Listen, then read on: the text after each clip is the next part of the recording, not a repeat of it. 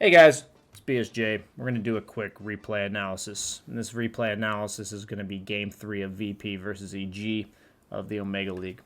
And this is actually a game that I casted with OD Pixel. And I wanted to talk about this game because during the game I was fanboying over VP. And I was basically fanboying over them because of how well they played this game.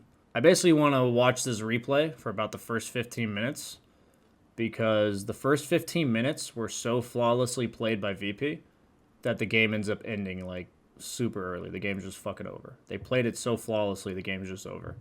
So I want to talk about this. Banana slam jam.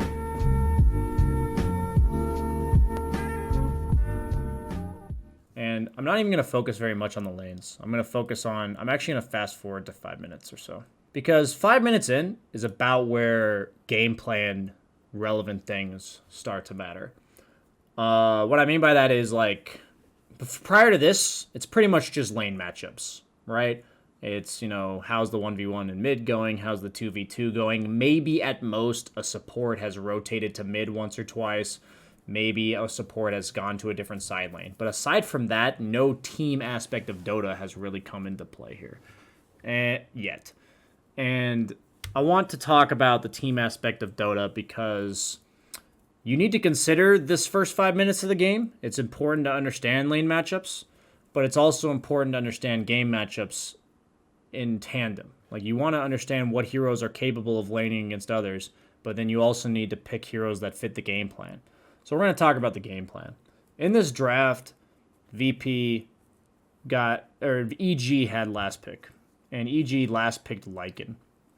And an important, crucial part of drafting is to think about what heroes on each team do what. How strong are they in lane? At the 5 minute mark, who's going to start doing things? Who's ganking? Who's farming? Who's pushing towers? Who's de-pushing towers? Like, who's the +1? Who's assisting in the ganks?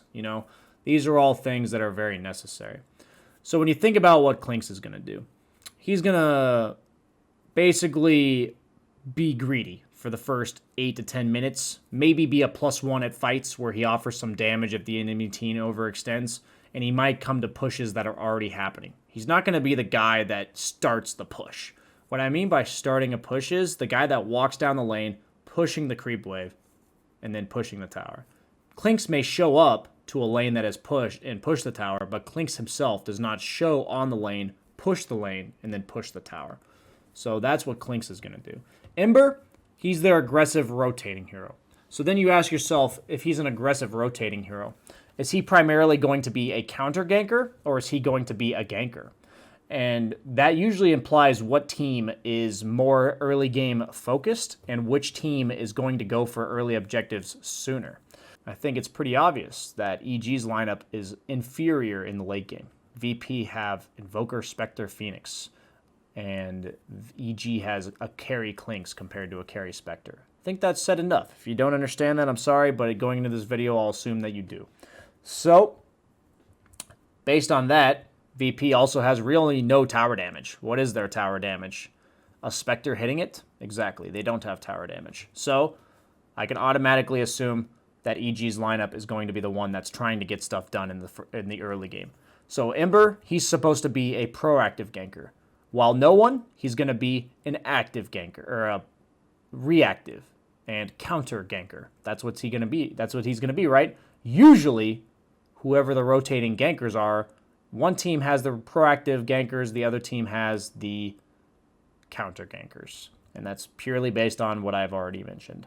And so then you have to understand who the catalyst is for the game plan of the opponent. So the team that's looking to push early objectives, who catalyzes that? Is that the mid DK? Is that the off-lane Beastmaster? Is that the safe lane Terrorblade? Or is it in this case the off-lane Lycan? Thus, if Ember makes a rotation, if Clinks makes a rotation, where is it going to be? It's going to be to the Lycan. If no one is going to make a rotation, meaning the Invoker, since his team is on the defensive, and they are trying to prevent the opponent from taking objectives. Where are his rotations going to be? Ding, ding, ding, to the Lycan lane. Because if you have the superior late game. You have to prevent the opponent from taking objectives and seizing a lead as well as map control. So, who gets that map control and early advantage for EG? The Lycan.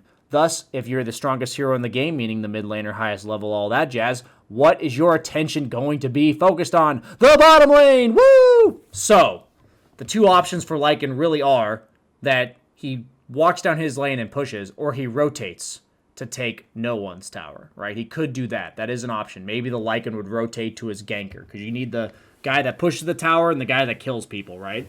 So when would Lycan rotate mid? At what point could he rotate mid? Well, the answer is quite simple, when he's level 6. So prior to that, Invoker never has to worry about getting rotated on, right? Cool. Until then, he can rotate on the Lycan. Very cool. So let's watch no one's perspective here. Great stuff.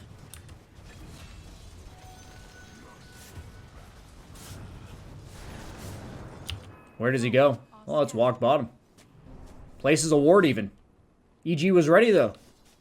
You think these teams don't understand all the shit I just told you? They're way better than me. Crit actually gets the D ward, I believe.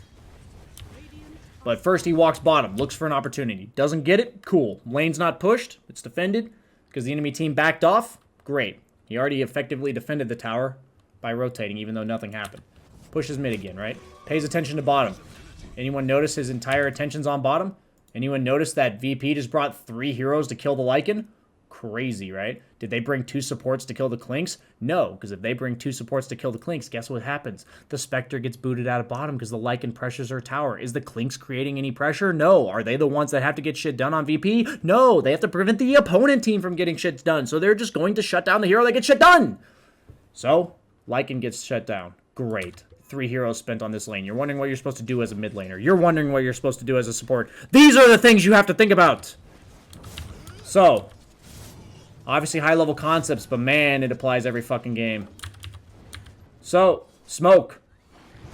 Why are we allowed to smoke somewhere that isn't bottom? Because we've already killed Lycan. He's not killing our tower. Very cool. So we smoke to the opposite side of the map. Where do you think no one is going to go next? Oh my god, he TP'd bottom. Lycan's level 5 still. We can punish this. Let's shut it down again. Very cool. Reactionary gank to the bottom lane. Shocker. So, the cool thing about this stage in the game is now, Lycan has been significantly slowed down, right? So, Lycan's going to be spending time catching back up. And since he's far behind, Spectre is completely independent to do whatever she wants bottom, right? And now they have Haunt. So it may seem like BSJ talked about how they have to shut down this Lycan and consistently make plays bottom. Well, they've effectively shut down this Lycan. So what are they going to do? They're going to play away from their Spectre and look to force engagements away from Lycan. Why? Because Spectre helps the team, while Lycan does not help the team. Thus, by shutting down Lycan, they've effectively created a 5v4 on the map, even though 2 heroes are farming bottom. Right? Because Spectre is effectively on the map, while Lycan is not. Meaning that in terms of team fights. So what are they going to do? They're going to take an engagement mid. Cool. Fighting mid. Meanwhile, with this 2v2 crap going on mid, 2v3, they ganked top. Holy shit. They realized that if they commit 4 heroes to these 2 lanes added up, they have the threat of 5 heroes, and they can make 2 separate moves at once. Did they gank this Clinks at a time that would be a detriment to their own Spectre? No.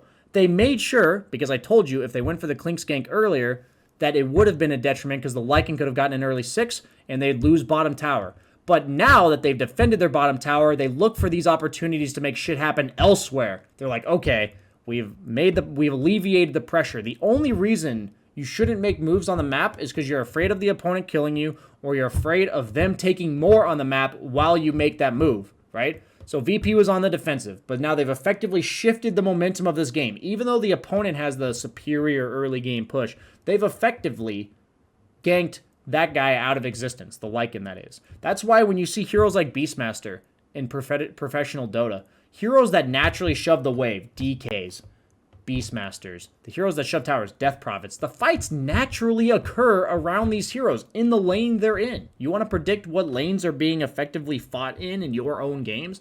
It's around the heroes that do shit in that stage of the game. And usually around 5 to 10 minutes, it's the hero that pushes. If there's really no hero that clearly pushes, it's the hero that ganks. Whether or not it's the Doom or, the Storm Spirit. This kind of stuff. These heroes that gank. So in this game, it's very clearly the Lycan. While VP's heroes are kind of just, turtle and win the game because we have more farm than you. So we get that kill top. Great. Hadn't made a move top before that. I'm gonna fast forward a bit. I'll pause at the next moment I wanted to talk about. Notice how every time no one clears the mid wave, if he walks somewhere, it's always bottom.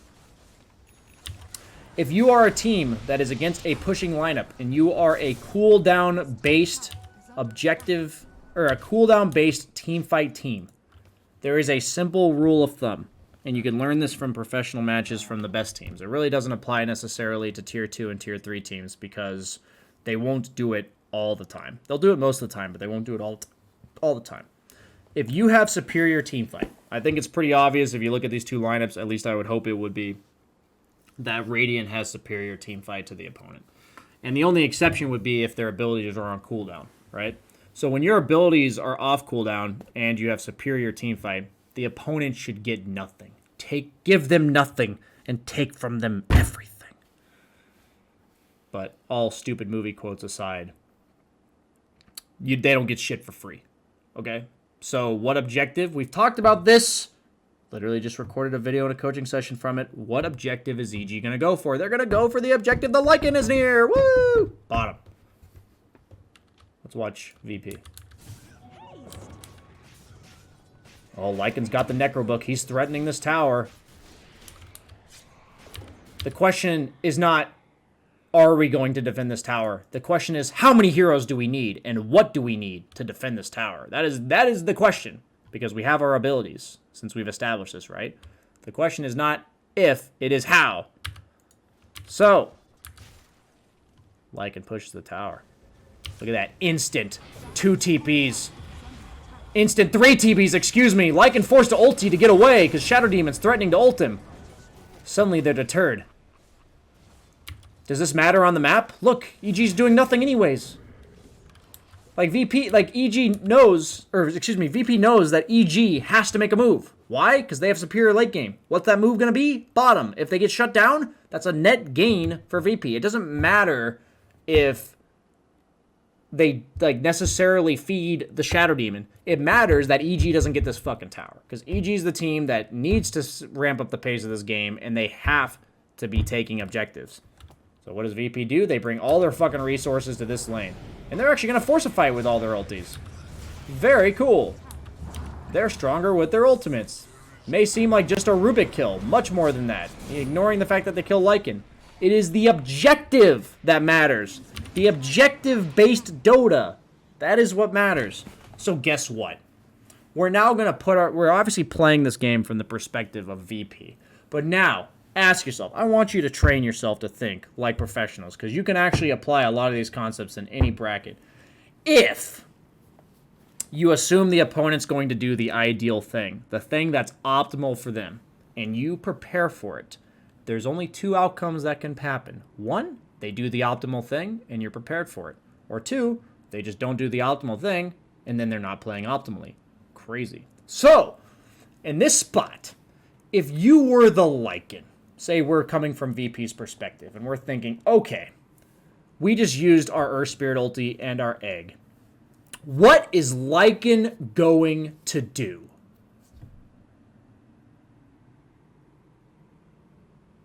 Isn't he just going to walk right back at bottom tower? Isn't that, really fucking obvious, if you think about it? That's the tower he wants. The reason why it was hard for him to take was because our ultimates were off cooldown, and now we've used 2 of them. Isn't that exactly what Lycan's going to do? Please. It actually isn't that hard, right? You 2Ks out there, you 500 MMR players, you can process this with me, right? So, next. If VP, or I talked about this actually, and multiple times in many sessions, if the opponent's going to push a lane, push a tower, try to take a team fight, you have 2 choices. Nowhere in between. 2 choices. Defend it and fight them, or push other lanes. That is your 2 choices. So now ask yourself in a learning process, if we use all of our ultimates to deter the Lycan, we now assume that by playing optimally, their Lycan is going to TP back bottom and hit that tower. What do we do? Do we fight them directly or do we push other lanes? What do you guys think? Find out. Featuring VP.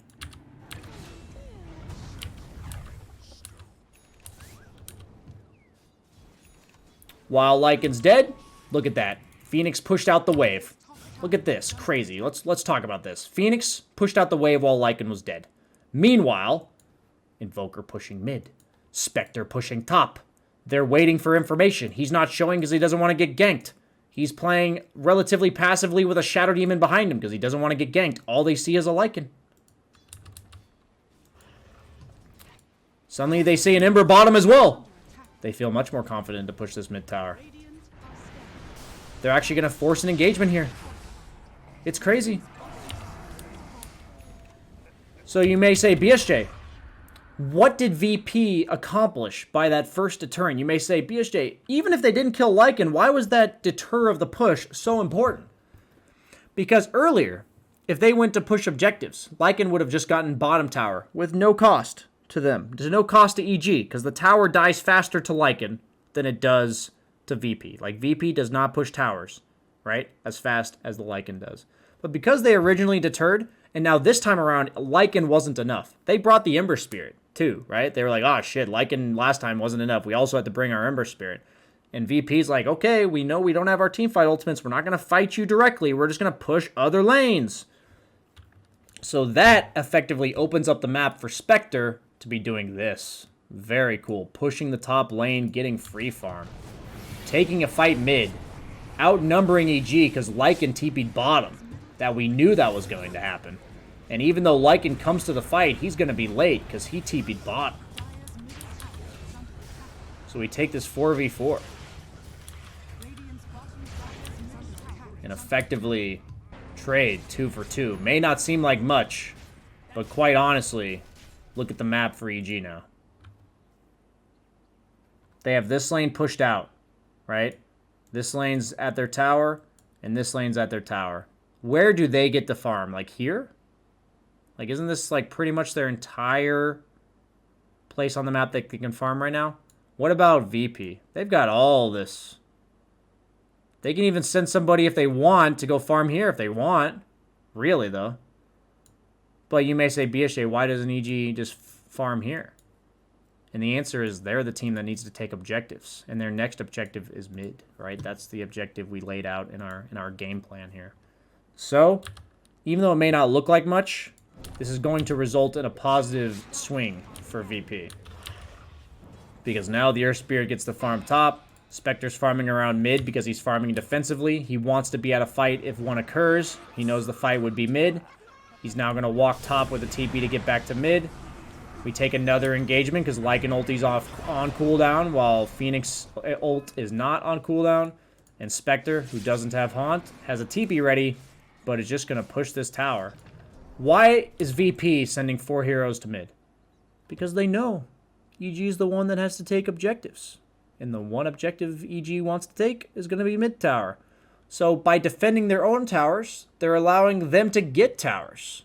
Isn't that crazy? It's this concept of this whole process, this 3 or 4 step process for VP has resulted in the ability to not only defend their objective, but also be able to take one at the same time. You have to look at these two lineups and say, isn't it GG at 14 minutes that a Spectre can take a tower by himself? Like, look at the push of this lineup. Zilch. Look at this lineup. Low cooldown, tempo-based push lineup. And Spectre just took a tower by herself? I would argue it's GG right now. Like, assuming VP doesn't just throw the fucking game, this is GG. Literally GG. Like, they can't play Dota anymore. Because every time EG tries to take a fight, VP is going to be fight ready. If you ignore ultimates, EG is supposed to be stronger.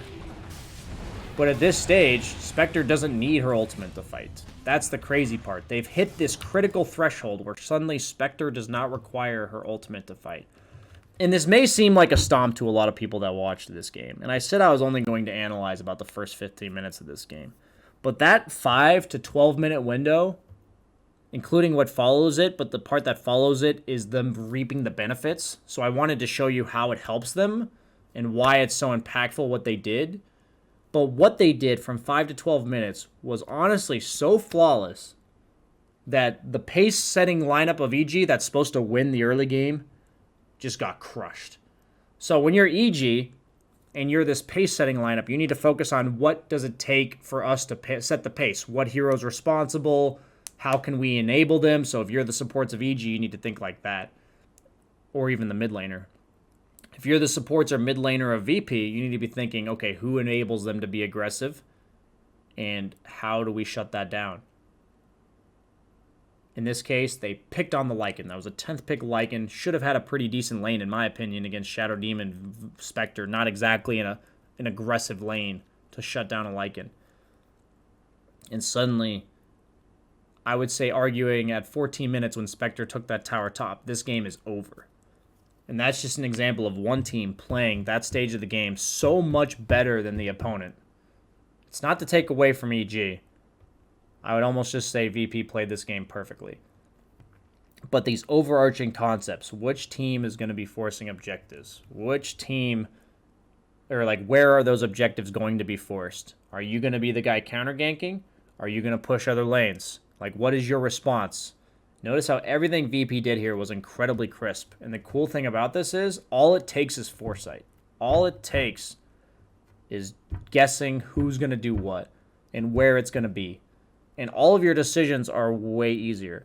And it's something where if you think that Lycan's going to push bottom, this is something that's happened to me, for instance. I think the Lycan's going to push bottom, say I'm a Queen of Pain mid or something, and I'm like, oh, I'm going to be ready to counter gank. And then suddenly a smoked Lycan ulting at me is ganking me in the mid lane, right? Then I realize that's another option. As I mentioned, it could be an option for Lycan to go mid, but he can't do that before he's 6. And by the time he was 6, they had already shut him down, so no one didn't have to worry about that.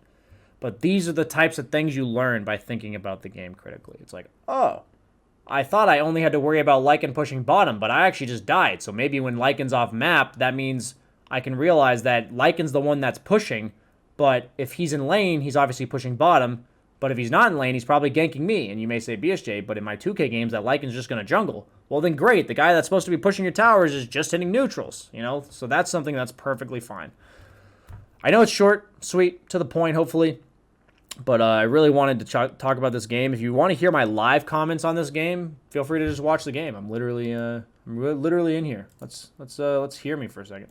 GPK, he puts out a defensive grip. He's ready to jump right back out there as he's got to be careful. VP's still the fourth round. GPK can't find the 4 heroes. Yeah, I really favor EG's draft coming in because I just thought VP had no way to deal with this Lycan. They have shut it down. I don't even think EG. That's my voice right there. They seemed really confident with their.